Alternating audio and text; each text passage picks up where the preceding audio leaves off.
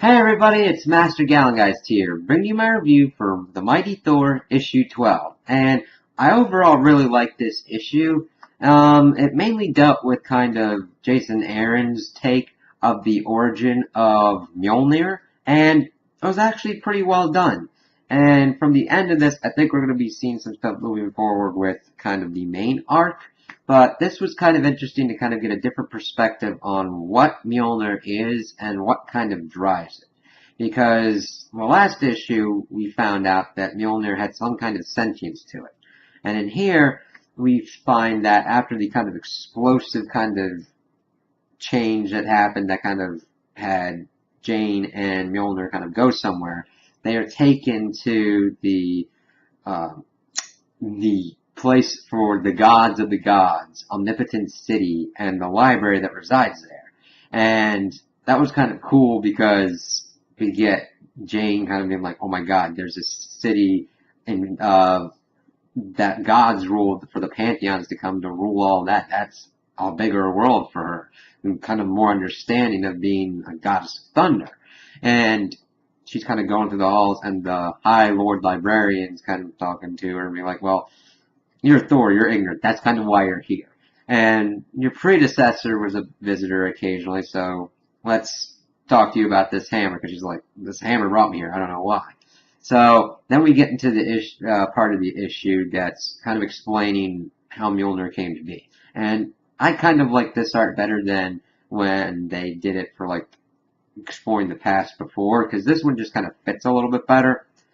Granted, it's kind of a little bit darker for my taste, not like the content-wise, but just like the contrast and everything, like, okay.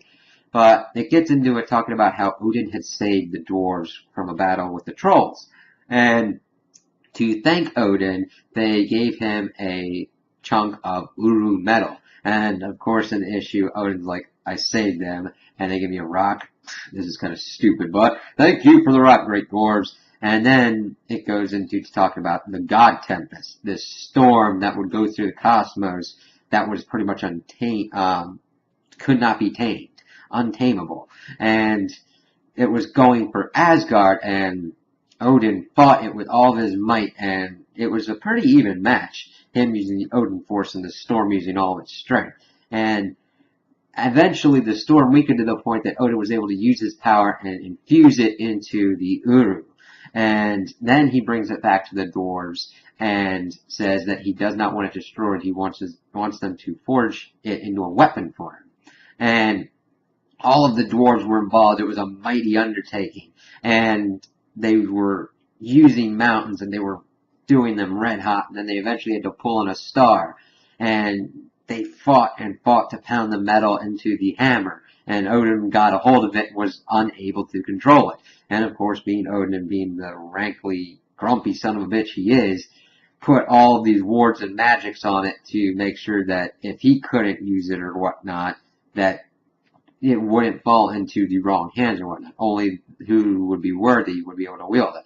Then of course we see the young Thor, Odin's son, looking at it and getting ready to touch it, and Odin's like, don't touch that, boy.